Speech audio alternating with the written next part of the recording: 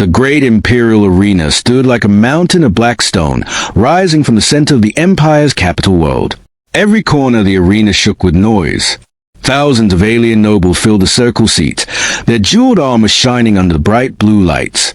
The air smelled of metal, dust, and old fear. Today was not a normal day. Today, the Emperor was going to show the galaxy his most dangerous creation, the forbidden beast, the monster called Goroth. Whispers moved through the crowd like cold wind. Is it true no handler survived? They say the beast crushed the last one with a single claw. My cousin worked in the labs. He said Goroth understands nothing but rage. Below the crowd, deep in the sand-filled arena floor, the creature was locked inside a massive energy chamber. The glowing red chains around its body hummed like angry lightning. The chains were thicker than a man's body. Each one could restrain a starship engine. And still, they shook under the beast's strength. Goroth was unlike any living thing. Its body was part flesh, part ancient armor-like bone. Its four legs dug deep into the metal floor, leaving dents with every movement. Spikes ran down its back, sharp enough to cut through steel. Its eyes were a burning gold, filled with pure fury, fury that never faded. When the beast breathed, the ground vibrated. When it growled, the air heated like fire. Every noble kept a safe distance, even though layers of force shields separated them from the arena. Then, the Emperor entered. The crowd fell silent instantly. He wore a long dark coat made of shimmering scales, his crown forged from the bones of extinct war beasts. His face held a cold smile, the smile of someone who enjoyed power far too much. He raised one hand. "Citizens of the Empire," he said, his voice echoing across the arena, "today you shall witness the test of courage. Goroth, the Emperor's beast, is ready for a new handler."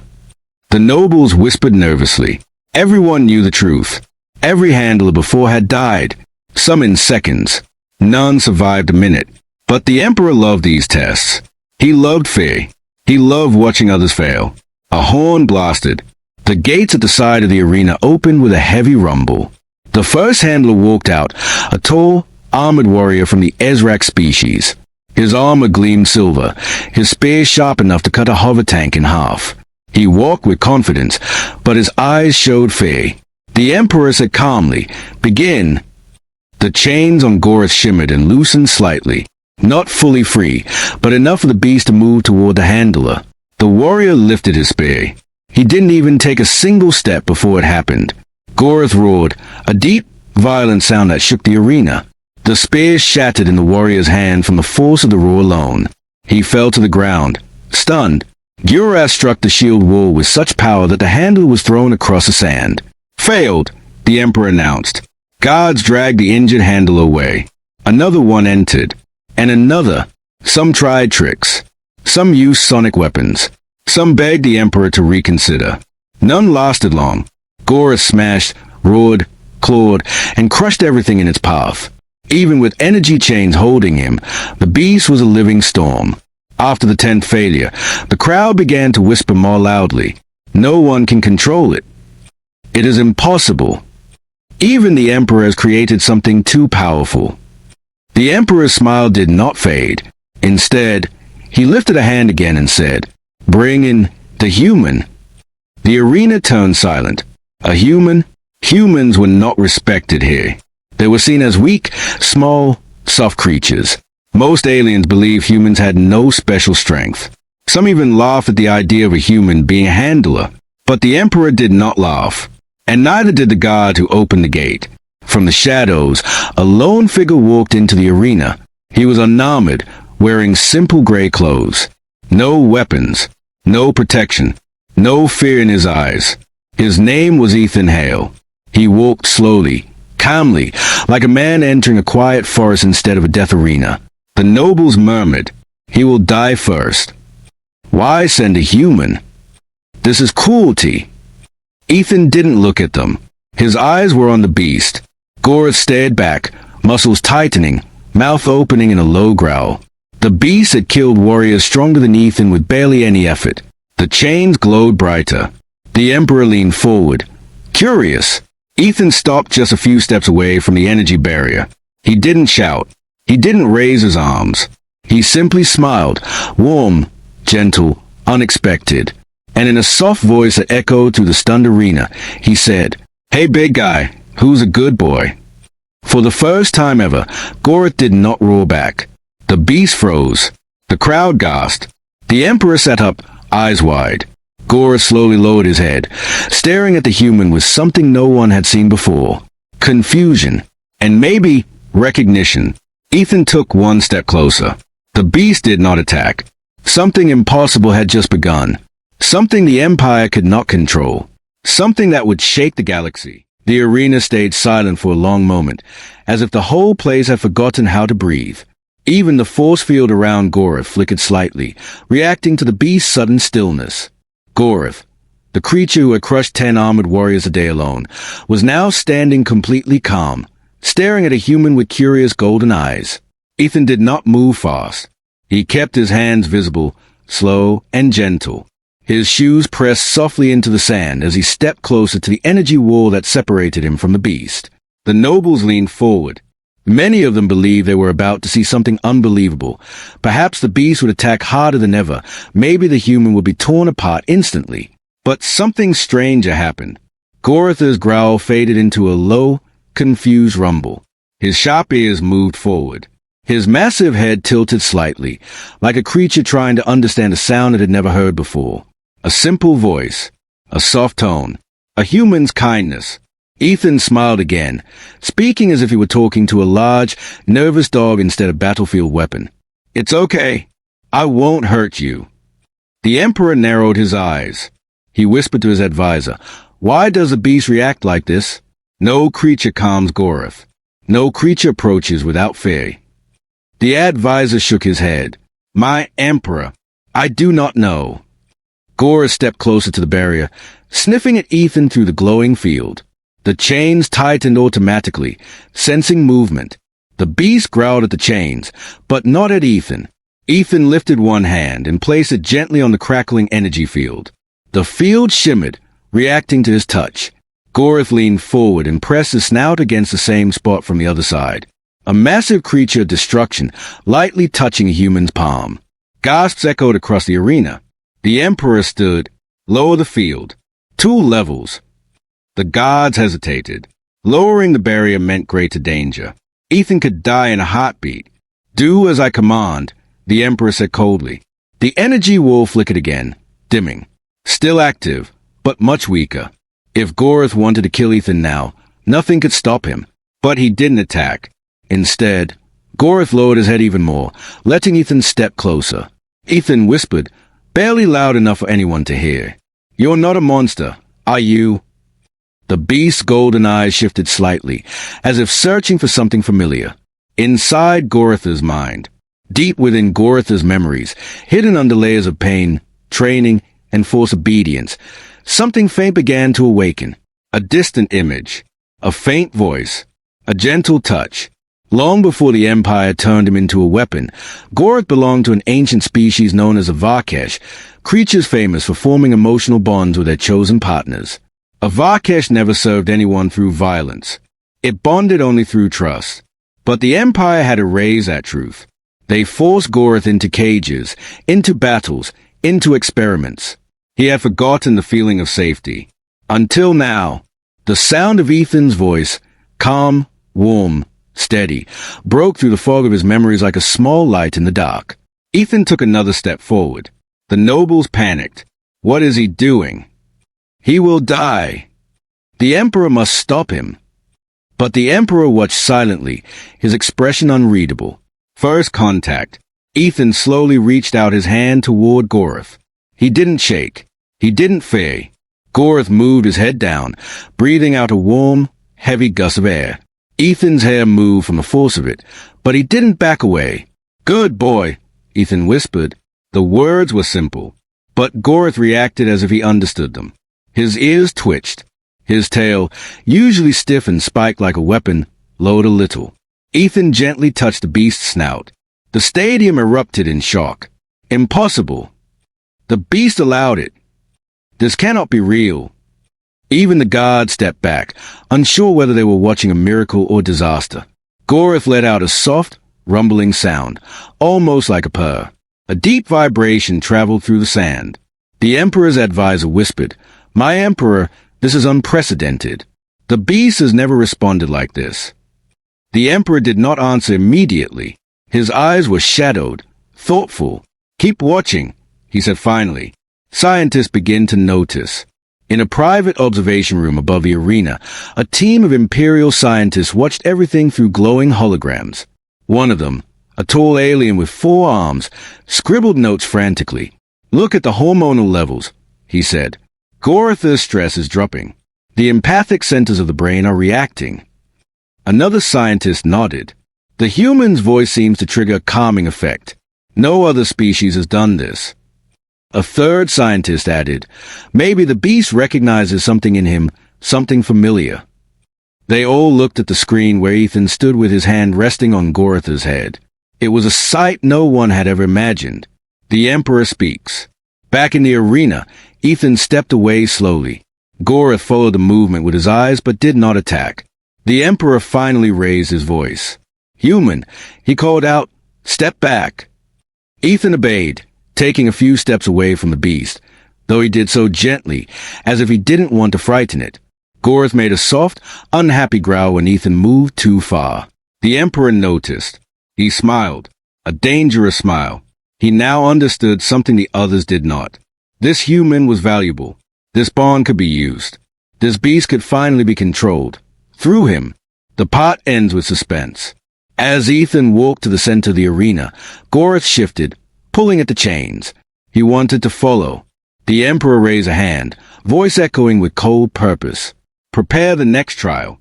The human will face the beast without barriers." The nobles gasped. The guards hesitated. Ethan froze. And Gorath roared, not in anger, but in warning. A bond had begun. The Emperor's order echoed across the arena like thunder. "Lower all barriers. Release the human and the beast into the same space." The crowd erupted into panic. "He will die. This is madness. Even the Emperor cannot control the monster." But the Emperor raised one hand, and silence returned. From the high balcony, he watched Ethan and Gorath with sharp, cold eyes, the eyes of someone studying a new weapon. Ethan felt his heart pound. He looked up at the Emperor, then at the guards, then at Gorath. The chains around the beast hissed as power drained from them. The glowing red cracks faded into dull shadows. The force field flickered once, twice, then shut off with a loud boom that made dust fall from the arena walls. Now nothing separated Ethan and Gorath. No shields, no barriers, just open sand. A place where dozens of warriors had died. The nobles held their breath. Ethan stood alone in front of a creature taller than a house, heavier than a starship engine, and angry at the world. But when Gorath looked at Ethan, something changed. The beast's pupils widened. His ears lowered. His tail shifted from attack posture to curiosity. Ethan took one slow step forward. "It's okay, big guy," he whispered. "I'm still here." The beast's first choice. Gorath moved to, but not to attack. Instead, he turned his massive head slightly, almost shyly. He sniffed the air around Ethan as if making sure it was really him. The sand trembled under Gorath's weight, but his posture wasn't aggressive. It was careful, controlled, almost gentle. A few nobles fainted. One shouted, "Impossible! That thing never shows restraint." The Emperor studied Ethan carefully. His mind raced. How is the human doing this? What makes him special? How can I use this? But he did not say anything. He wanted to see how far Ethan could push the beast. The test begins. A loud horn sounded, and huge metal doors around the arena opened. Out came the Empire's combat drones, floating spheres covered in weapons. Their glowing sensors locked onto Ethan and Gorath. The Emperor's voice boomed. "Human, your first test begins now. Survive the drone assault. Only the beast can protect you." Ethan's stomach tightened. This wasn't a test. It was a threat. Still, he kept his eyes on Gorath. The drones fired warning shots, bright bolts of energy hitting the sand around Ethan's feet. He stumbled backward. Gorath's head snapped toward the drones. A deep, furious growl rumbled from his chest, one that shook dust from the arena walls. Ethan raised a hand. "Wait! Calm down." But before he could finish, the drone fired again. And Goreth moved. Not away. Not to hide. He leaped in front of Ethan, slamming his armored body between the human and the incoming blasts. The energy bolts hit Goreth's bone plates and scattered like sparks. The crowd screamed in disbelief. The Emperor leaned forward, fascinated. Ethan pressed a hand against Goreth's leg. Good boy, you're doing great. Goreth let out a low rumble. It wasn't anger. It was something closer to pride. The beast fights for the human. The drones attacked in a storm of light and fire. Goreth answered with thunder. He charged forward, smashing 2 drones with a single swipe of his claw. Another drone tried firing from above, but Goreth leaped high, so high the nobles gasped, and crushed it between his jaws. The sand shook like a small earthquake. Ethan dodged falling metal pieces, staying close but safely behind the beast. Every time a drone aimed at Ethan, Goreth blocked the shot. Every time the human shouted "Gory, left," or "Gory, duck," the beast obeyed instantly, as if Ethan's voice guided him better than years of torture. The Emperor whispered to himself, "The bond is real. This human can command my greatest weapon." But Ethan wasn't commanding Goreth through force. He was guiding him with trust, with kindness, with a connection Goreth had never felt from any other being in the Empire. The final drone. Only one drone remained. It was larger, heavier, dangerous, painted black with glowing red patterns. This was a war drone, designed to kill. It charged its main cannon. Ethan saw the energy building. "Gory, move. That one's too strong." But Goreth didn't move away. Instead, he stood firm in front of Ethan like a living wall. His spikes rose. His front legs spread out. His back arched. He was protecting Ethan. The drone fired a massive blast. A beam of violent red energy screamed toward them. Ethan closed his eyes. But Goreth roared, loud enough to shake the arena, and slammed his tail into the ground. A shockwave burst outward, knocking the beam off course. The blast smashed into the arena wall instead, exploding in a cloud of dust and fire. Before the drone could try again, Goreth rushed forward and crushed it under his massive foot. Silence. Thick, heavy silence. Then, the entire arena erupted in cheers and screams. Some nobles cheered for the human. Some cheered for the beast. Most just could not believe they were still alive. The Emperor's reaction. The Emperor stood slowly, his eyes cold and calculating. "Human," he said loud enough for the whole arena to hear, "you have passed the first test." Ethan breathed hard but smiled and patted Goreth's huge leg. Goreth lowered his head, nudging Ethan gently with his snout. It was clear to everyone. The beast trusted him. The human had done the impossible. But the Emperor wasn't finished. He raised one hand. "Prepare the next phase. I want to see just how deep this bond goes." Ethan looked up at the Emperor. He had no idea that this was only the beginning, and that the Emperor's next test would be far more dangerous.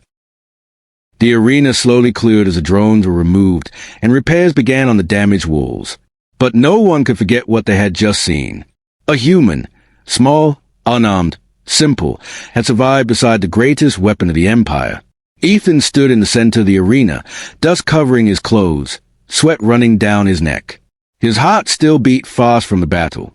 But his mind was calm, because Goreth was calm. The great beast stood behind him like a silent guardian, golden eyes watching him closely. Every time Ethan moved even a little, Goreth followed the motion with his head. It was no longer just interest. It was attachment. Up in the royal balcony, the Emperor studied them both with narrowed eyes. The beast is not obeying orders. It is obeying the human. This realization made his voice drop into a dangerous whisper. The advisor leaned close. "My Emperor, this bond may give you control over Goreth." The Emperor didn't answer. His mind was sharp, hungry, calculating. Finally, he spoke loudly. "Take the human and the beast to the research chambers. I want every detail studied." Ethan's stomach tightened at those words. He knew the Empire didn't study things kindly. The research chambers. The chambers were deep under the arena, cold, metallic, filled with machines, glowing scanners, and scientists with too many arms and too little empathy.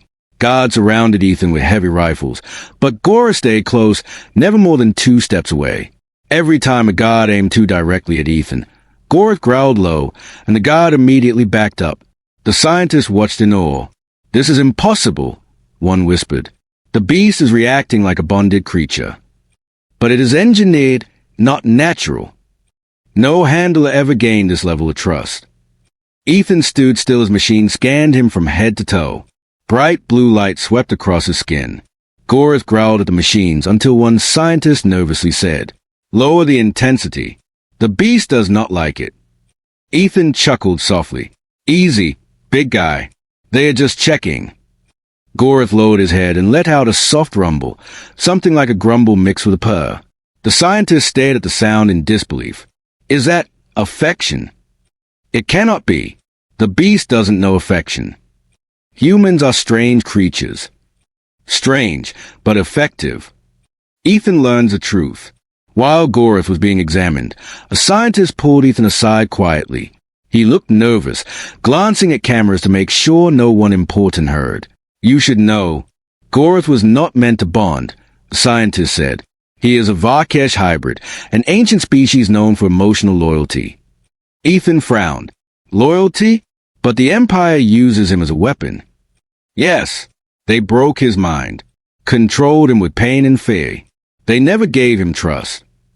Ethan looked through the glass wall toward Goreth, who was letting technicians inspect his claws only because Ethan was nearby. "He's not a monster," Ethan said softly. "He's lonely." The scientist nodded. "Maybe that is why he chose you." Ethan blinked. "Chose me?" "Yes. Varkesh creatures do not follow training. They follow bonds. Once they bond with someone, that loyalty is for life." Ethan felt his chest tighten. "So, he's bonded to me." The scientist swallowed hard. "It appears so, and the Emperor will want to use that bond." Ethan suddenly felt cold, the first signs of friendship. Meanwhile, Goreth growled impatiently as the scientist examined him. His ears flattened, his tail swept dust across the floor. He kept glancing at the door where Ethan had gone. One scientist whispered nervously, "He's looking for the human." Another said, "Let the human return. The beast grows unstable without him." The door opened, and Ethan stepped inside. Goreth immediately calmed down, lowering his head until it was level with Ethan's chest. Ethan reached out and placed his hand gently on the beast's snout. "You did amazing earlier," he whispered. Goreth's golden eyes softened. He leaned into the touch with a soft rumble that shook the metal floor. The scientist recorded everything. The beast responds to voice commands. Touch lowers his aggression. He shows protective behavior toward the human. This bond is deeper than we expected. Ethan felt a strange warmth in his chest as Goreth nudged him softly. "You're not just a weapon," Ethan whispered. "You're gory." Goreth blinked slowly, as if accepting the name. But the Emperor has other plans. The chamber doors opened, and the Emperor entered with slow, heavy steps. His presence made every scientist bow instantly. Guards stood straighter, gripping their rifles tighter. Ethan stepped protectively between them and Goreth. The Emperor smiled, a cold, thin smile. "Your bond is strong, human. Stronger than anything my empire has ever seen." Goreth growled at the Emperor's voice. Ethan placed a hand on Goreth's neck. "Easy." The Emperor watched them carefully. "A Varkesh bond," he said quietly. "Unbreakable, rare, powerful." Then he turned to Ethan. "You and the beast will serve the Empire." Ethan froze. "Serve? How?" The Emperor stepped closer, his voice low and sharp. "You will ride the beast into battle. You will conquer world for me. You will be the key that unlocks Goreth's true power." The night inside the royal beast hall felt heavier than usual. The torches burned low, throwing long shadows across the ancient stone walls. Arin sat near the sleeping beast, still surprised that he was allowed to stay this close. The guards watched him from a distance, whispering among themselves, unsure whether to be afraid for Arin or of him. The beast breathed slowly, its huge scales rising and falling like waves. Arin kept his hand on its neck, feeling the gentle warmth beneath the rough skin. It was strange. This creature was supposed to be unstoppable, dangerous, a weapon. But right now, it looked almost peaceful. But Arin knew something was wrong. The beast had not eaten all day. It had not trained. It had not roared or moved. It only curled around Arin and closed its eyes as if trying to hide from the world. Arin whispered, "What are you scared of, big guy?" The beast twitched. Its tail moved slightly, then stopped. Arin leaned closer. "Someone hurt you before, right?" He did not expect an answer, but the beast suddenly opened one golden eye. It stared at Arin, and for the first time, Arin felt a small shock, like a faint image entering his mind. A broken chain, a burning arena, a crowd screaming, a figure in armor holding a whip. Pain, fear, darkness. Arin gasped and pulled back. You showed me that? You can do that." The beast blinked slowly, as if saying yes. Arin looked around. No guard noticed. No handler was close. He whispered again, "They forced you to fight, didn't they? You weren't born a weapon. They made you one." The beast lowered its head sadly. For a moment, Arin felt angry. Really angry. Not at the beast. At the Empire. At the Emperor. At the lies everyone believed. They called this creature a monster. But it had suffered more than any of them. Arin put his hand back on the beast's snout. "Don't worry. I'm here now. No one will hurt you again. I promise." At that moment, the giant doors of the hall opened with a loud boom. Commander Arin entered with several high-ranking officers. Their boots hit the stone floor sharply. Their faces were hard, cold. Arin quickly stepped back, pretending he hadn't seen anything unusual. Varen's eyes focused on the beast, then on Arin. "So," he said slowly, "you are the only human this monster listens to." Arin nodded. "It trusts me." "That is exactly why you are still alive," Varen replied. "But now we must continue the real test." Arin felt his stomach tighten. "What test?" Varen signaled the officers. Two of them opened a large metal crate. Inside were strange glowing rods, sharp hooks, and something that looked like a heavy electric collar. Arin's heart dropped. "Wait, what are you doing?" "This is standard protocol," Varen said. "We must check the beast's obedience. If it protects you even under pain, then you will officially be assigned as its handler." Arin stepped in front of them, blocking the crate. "No, you can't torture him." "It is not torture," Varen said coldly. "It is training." Arin shook his head. "Training with fear is not training. It's cruelty." Varen stared at him for a few seconds. "Move, boy." "No." The whole fell silent. The guards looked shocked. No one ever said no to the commander. Varen's voice dropped. "If the beast attacks us, the Emperor will order it to be killed." Arin froze. "Kill the beast?" He looked back at the creature. The beast lifted its head, confused and tense. Its tail curled around Arin again. It sensed danger. It sensed fear. Arin whispered to it, "It's okay. Don't attack. Don't fight." The beast stayed still. It trusted him completely. Varen sighed. "Arin, step aside." Arin clenched his fists. He wanted to fight back, but he also didn't want the beast hurt. Slowly, he stepped to the side, not because he agreed, but because he needed time to think. The officers moved toward the beast with the glowing rods. Arin felt panic rising. Then something unexpected happened. The beast did not roar. It did not strike. It did not break free. Instead, it looked at Arin. Just looked, and Arin understood. The beast was asking him what to do. Arin took a deep breath. "Listen to me," he said softly. "Don't fight. Just stay calm. I'll fix this. I promise." The beast lowered its head in surrender. The officers placed a heavy collar around its neck. The metal touched the scarred skin where old chains once hung. The beast trembled but did not move. Arin felt his heart breaking. Varen nodded. "Good. The test begins tomorrow. You will command the beast in the Imperial Arena." Arin whispered, "Arena?" "Yes," Varen said, "where beasts prove their loyalty, or die." Arin looked at the beast. The beast looked at him. Both understood the same truth. Tomorrow, everything would change. To be continued.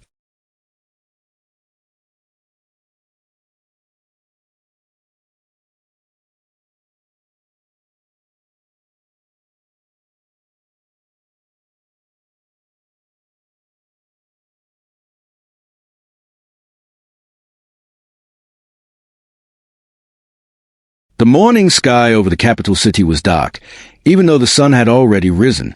Heavy storm clouds gathered above the imperial palace, as if the world itself knew something terrible was coming. Arin walked beside the beast, surrounded by guards with electric spears. His steps were slow, heavy. He felt like he was walking toward a battlefield, or a trap. The beast walked quietly, its tail low, its eyes sad. Arin placed a gentle hand on its side. "Stay close to me," he whispered. "I won't leave you." The beast gave a small rumble, a soft, worried sound. As they approached a massive stone gate, Arin finally saw it. The Imperial Arena, a giant circle of black stone, its walls high and sharp like blades. Chains hung from iron hooks. Old scorch marks covered the ground. This was not a place for training. This was a place for pain. Commander Arin waited at the center. Several officers stood around him, watching with cold curiosity. Arin looked at Arin and the beast the way someone looks at tools, not living beings. "Welcome," Arin said. "Today we learn if the Emperor's beast obeys, or if it dies." Arin's fist tightened. The beast is not a weapon. Arin ignored him. "The test is simple. You will give the commands. If the beast listens, you both pass. If it resists," he nodded to an officer holding a detonator, "the collar will send a lethal shock." The beast suddenly growled, sensing the danger. Its scales rose slightly. Arin stepped in front of it. "Hey, easy. I'm here. Don't worry." The beast calmed again. The officers whispered to each other. Even they seemed shocked by the bond between the two. Arin raised one hand. "Begin!" A loud metallic bang echoed across the arena as the side gates opened. Arin expected a creature, a challenger, a monster, but what he saw made him freeze. A man, thin, broken, covered in scars, fell out of the gate. Chains dragged behind him.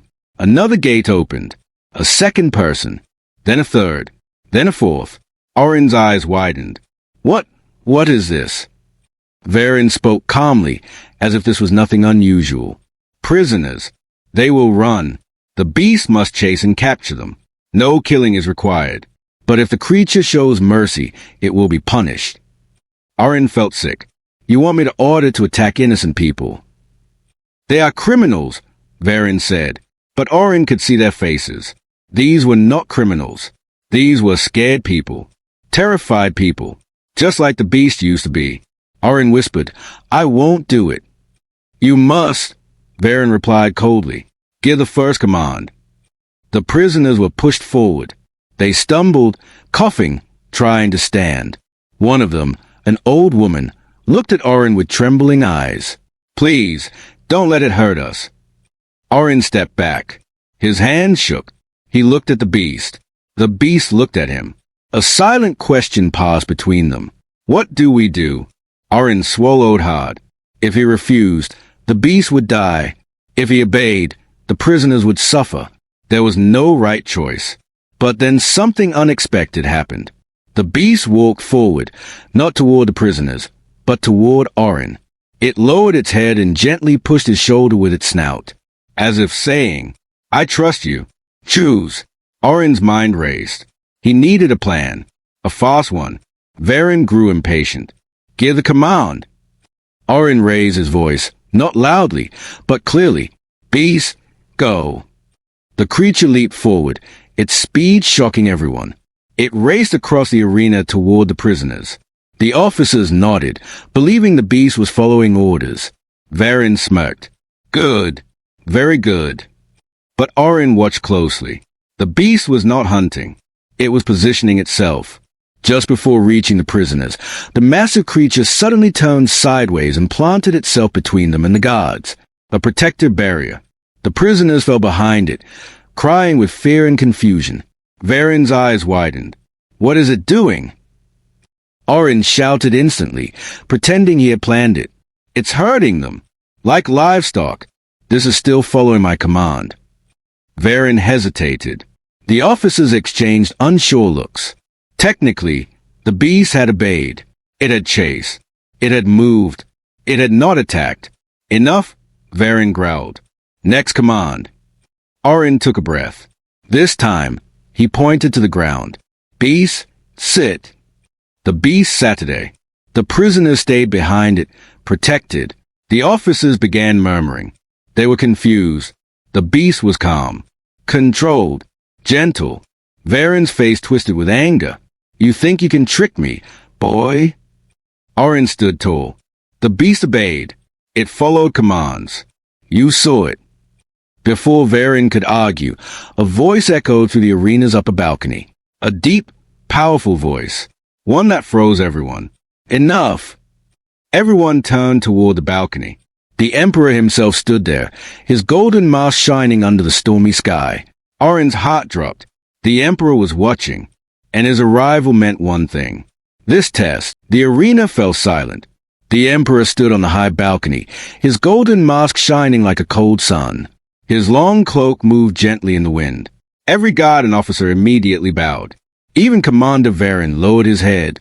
But Arin stayed standing. Not out of disrespect, but because he was too focused on the beast and too afraid of what was coming next. The Emperor's voice echoed across the arena, deep and calm. Bring the boy and the creature to me. Two guards grabbed Arin by the arms. The beast growled, rising to its feet, eyes burning with warning. Arin quickly shook his head. It's fine, boy. Don't attack. Not now. The beast lowered its growl but stayed tense. Arin was pushed through a narrow stone door that led upward.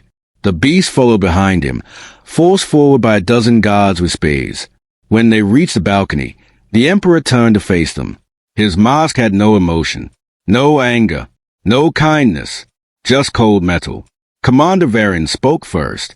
My Emperor, the beast obeyed some orders, but... The Emperor raised a hand. Silence returned instantly. He studied Arin for a long moment. This creature, the Emperor said slowly, has killed 20 handlers. It has destroyed ships, cities, entire armies. But when you speak, he pointed at the beast. It bows. Arin swallowed. It's not a monster. You just treated it like one. The officers gasped. A boy speaking like that to the Emperor? Madness. But the Emperor did not react with anger, only curiosity. You believe the creature understands kindness? Arin nodded. Yes. You believe it can be controlled without pain? Yes. And you believe you are the one who can do it? I don't want to control it, Arin said. I just want to help it. The Emperor studied him again. Strange words. Most men only seek power. Arin shook his head. Power is not trust. The beast trusts me.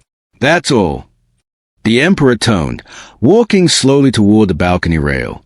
Below, the arena looked like a black circle of death. Do you know why we created this beast? He asked. Arin froze. Created? Yes, the Emperor said softly. It is not a wild animal. It is a weapon built for war, grown in a lab, forged with ancient genes, designed to obey only the Emperor. Arin felt cold. But it has feelings, memories, pain. That is accidental, the Emperor replied. A flaw in the design. The beast let out a soft rumble at the word flaw. The Emperor continued. For years it refused every command. It fought everyone. It broke every cage. And yet, for you, he turned sharply. It becomes gentle. Arin placed a hand on the beast's neck. The creature leaned into him. The Emperor's voice grew deeper. Arin, I will give you one single order. If you refuse, both you and the beast die. Arin already knew it would be horrible, but he nodded. What order? The Emperor stepped closer, so close that Arin could see his own reflection in the golden mask. Command the beast, the Emperor whispered, to kneel before me. Arin froze. The beast froze. Every officer turned, stunned. Impossible, Varen whispered. It has never bowed to anyone. Arin knew this was a final test. If the beast did not kneel, they would kill it. If he forced it, he would break its trust. Either way, he could lose everything. Arin turned to the beast. Its golden eyes stared at him, confused, afraid, waiting. Arin spoke softly. Hey, big guy, listen. The beast's tail wrapped gently around Arin's leg. Arin touched its snout. You don't have to kneel to him, not because he orders it, The Emperor's voice cut in sharply. The command, boy. Arin ignored him. He looked into the beast's eyes. You kneel only if you want to, Arin said. Not for fear, not for pain. Only if you trust me. The beast blinked slowly. Arin whispered one last time. I'm with you, whatever you choose. For several long seconds, nothing moved. Then, the beast slowly lowered its massive head. Its legs bent, its body lowered, and then it kneeled, not to the Emperor, but facing Arin. The entire balcony erupted in shock. Officers shouted. Varen looked as if his mind had shattered. The Emperor himself took a step forward, stunned. Arin gave a small smile. Good boy. The beast's tail thumped once, soft and happy. The Emperor raised his hand for silence. Arin, he said slowly, you have done the impossible. The beast kneels because of you. Arin nodded quietly. So, the Emperor continued, from this day forward. The balcony fell silent. Every heartbeat felt like thunder. The beast will obey only you. Arin's eyes widened. What? You are now the royal handler, the Emperor declared, and together you will lead the Empire's greatest missions. Arin felt the beast nudge him, warm, gentle, proud. But before Arin could speak, the Emperor whispered one final thing.